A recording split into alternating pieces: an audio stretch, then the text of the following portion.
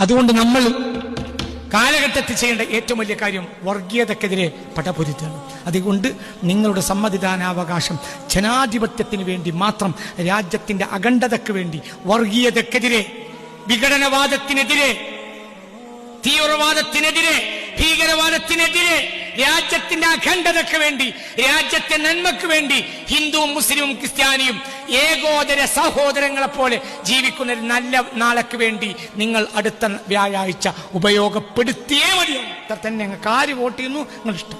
പക്ഷെ നിങ്ങളുടെ സമ്മതിദാനാവകാശം നിങ്ങൾ വർഗീയതക്കെതിരെയും ഭീകരവാദത്തിനെതിരെയും ഉപയോഗപ്പെടുത്തണം. എന്തിന് ചർച്ചുകൾ നിലനിൽക്കാൻ, എന്തിന് പള്ളികൾ നിലനിൽക്കാൻ, എന്തിന് ക്ഷേത്രങ്ങൾ നിലനിൽക്കാൻ, എന്തിന് ദർസ് നിലനിൽക്കാൻ, എന്തിന് സെമിനാരികൾ നിലനിൽക്കാൻ. അച്ഛനും സ്വാമിയും പള്ളി ഉസ്താദുമൊക്കെ ഒരുമിച്ച് ഏകോദര സഹോദരങ്ങളായി ജീവിച്ച് സന്തോഷകരമായ ഒരു ഭാവി ഇന്നലെ പോലെ നാളെയും ഉണ്ടാകാൻ അള്ളാഹു അനുഗ്രഹിക്കട്ടെ.